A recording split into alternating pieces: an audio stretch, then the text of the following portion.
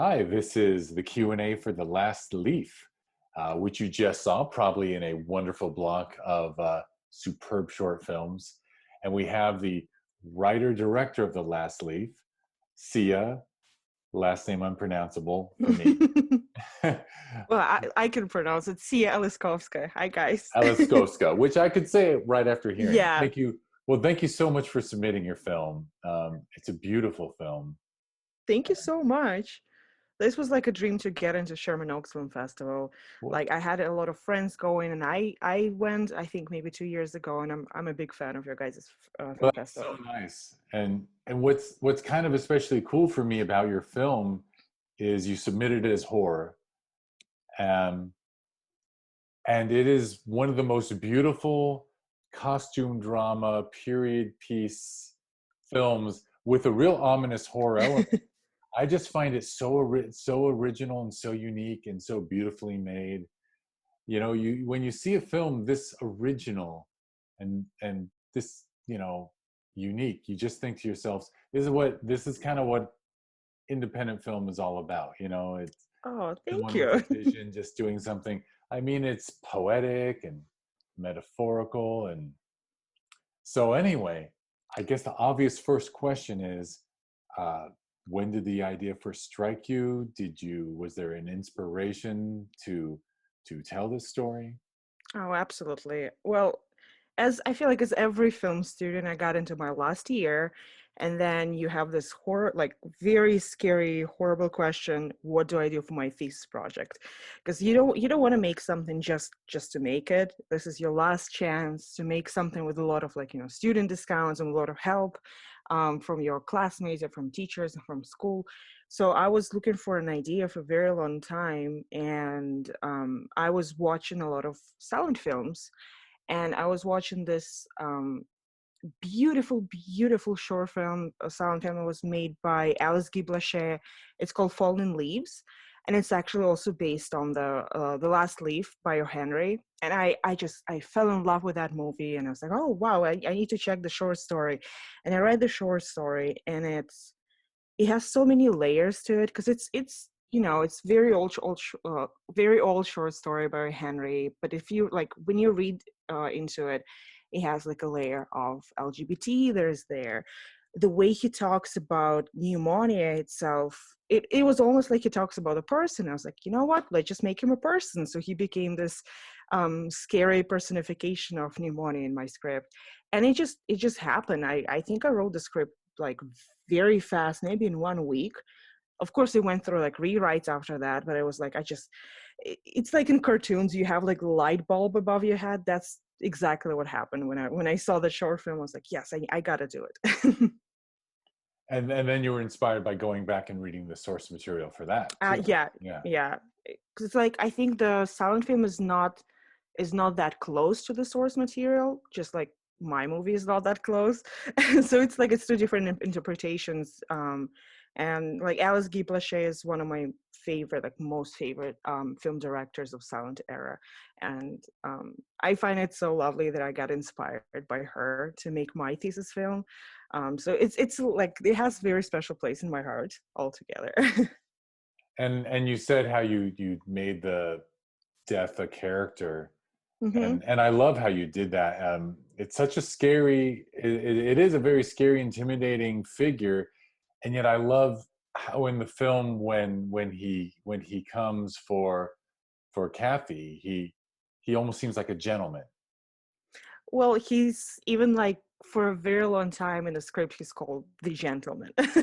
So it's for a while he was like that gentleman. That's because the way I was thinking about him, I was thinking about this like horrible illness that was going through a lot of countries. I had no idea that we're gonna go through that in real life, like a year later. But the whole idea of that, that creature, that monster that makes people sick was making me, I don't know, it was making me think a lot about it because I tend to think about monsters as something like lovable and likable and something not really they don't really want to do it. And then it came also from a lot of perspective of like Kathy and her character, and her personality, because for me it was also going through a lot, trying to understand this dread that a lot of like gay people feel about, it's almost like when you grew up in religious background, you have like this idea that something's bad is always there to come for you, like you're doing something bad. And for me that was also personification of that, of this like dread of this, like there's always something behind you, there's like one day it's going to get to you because you're doing something wrong. So I think all of that was compiled together and became Mr. Pneumonia. I mean, yeah, and actually, I love how you handle the theme of the lesbian theme, and that jerky doctor making his patently sexist microaggression towards her. Yep. That was I'm very you're so true to the time, and yet you were still able to give us that without breaking the time at all. I thought that was very masterfully done. Thank you. Funny enough, some of his lines are actually straight from the short story. Like what was really funny for me to do is just grab some like lines directly from short story and just change their tone a little bit.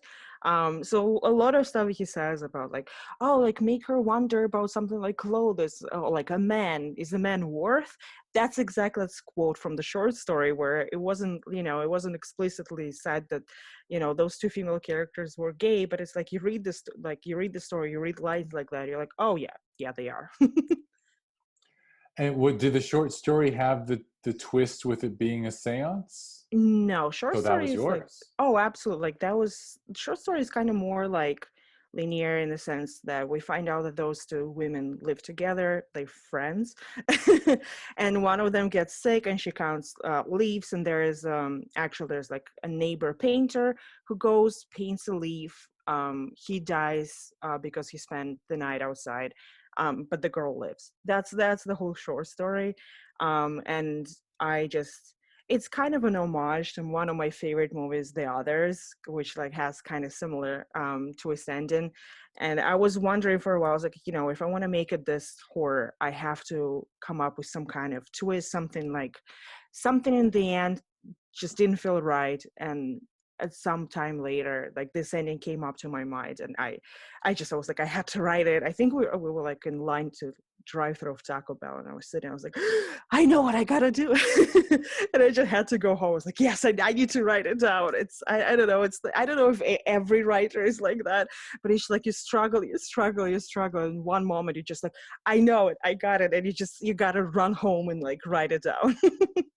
That's wonderful. That's a wonderful story. And I have to say, I'm sure if we had the pleasure of having your film in a theater and we had 50, 60, 70 people in the theater right now, people would be raising their hands and telling you that what a wonderful twist Oh. you gave it with that seance, because it really, and as someone who's watched it more than once, it it really just adds a depth to it, and just the idea that she gave her life Mm-hmm. saving her love's life.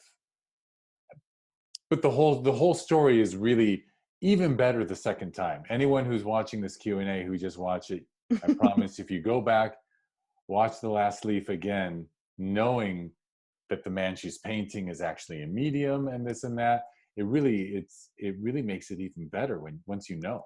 Oh, thank you so much. That's like probably one of the best compliments that a writer director can get. Your Well, movie was even better the second time. Oh, thank you. yeah, it's definitely. I mean, it's great both times, but Yeah. I it definitely sometimes with a twist you wonder what happens, but with yours the Mm. twist works so well. It really Yay. it's Thank that's you. great writing. So if you ever got writer's block, I hope you just head over to Taco Bell. I know, right? Just go to drive-through, stand there, and at some point you're just gonna get that idea. Yeah. If only it worked like that. If only it was that easy. So this was your thesis project. Yes. So did that mean most of the time thesis projects, my experience is they get made much quicker than they look? Um, Yes.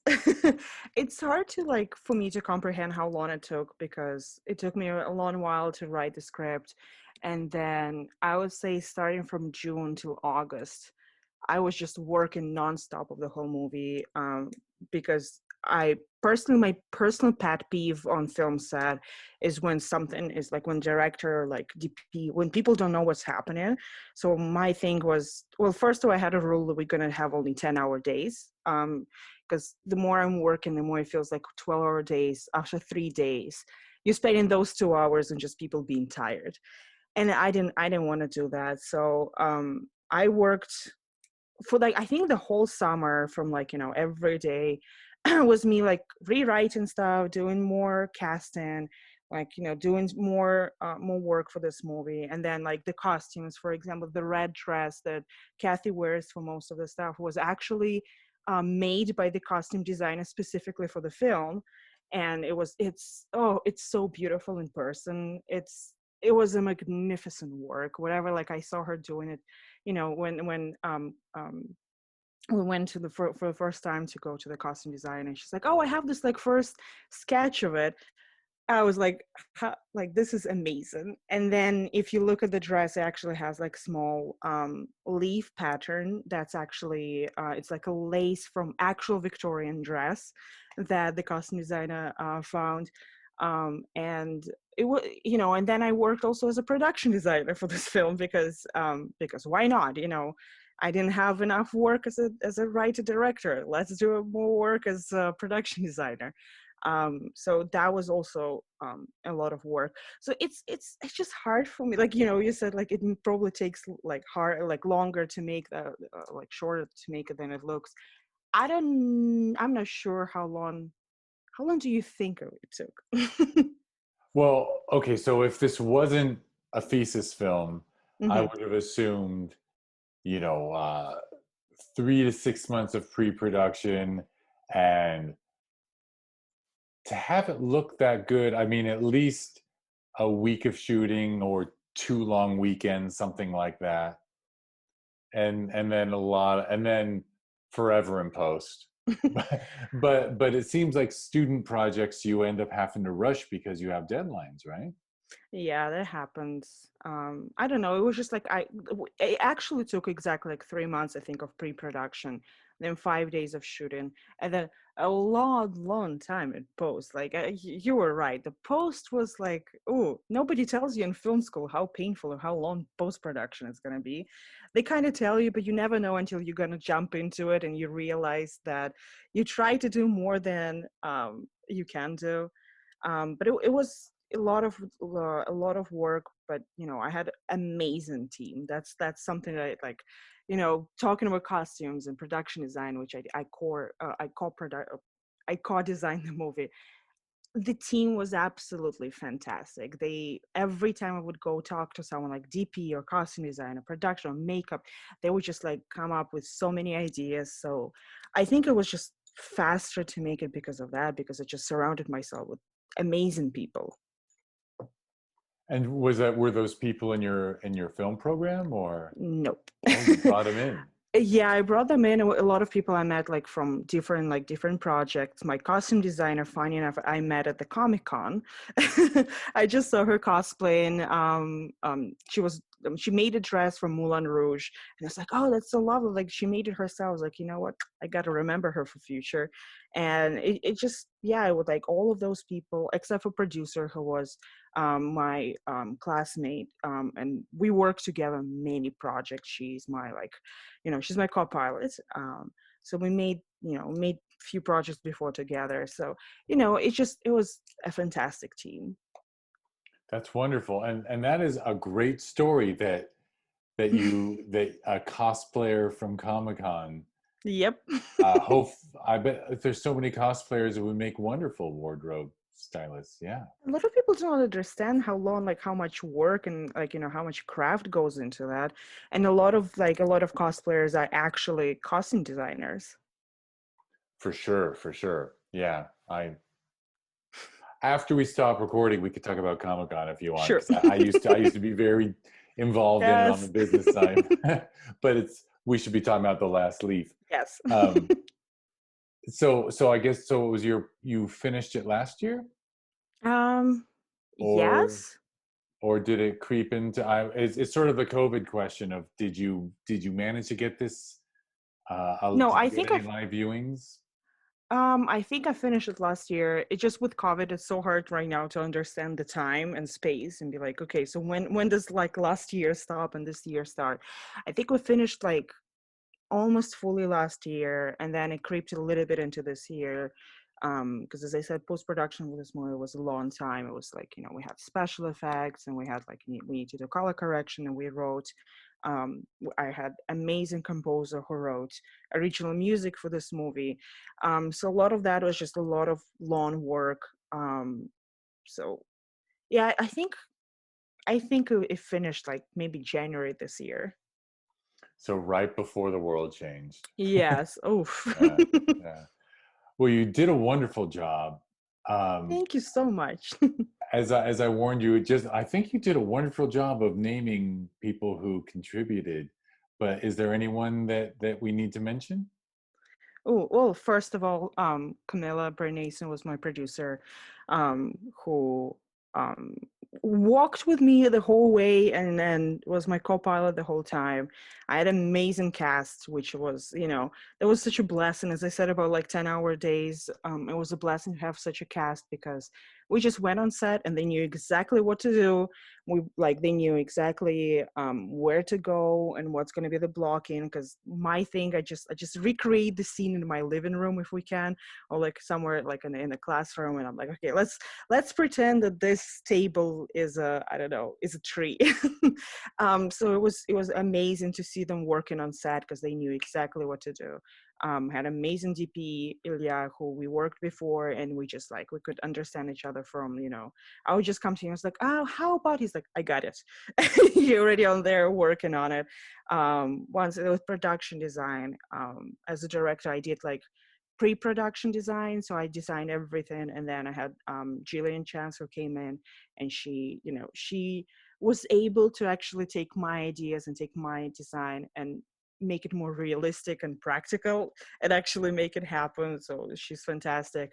I had like amazing makeup artists. Two of them, I had Easy Cranach and Ashley Stansbury. Easy created the whole look of the Mr. Pneumonia from scratch. We just like talked. I was like, oh yeah, I want him something like that.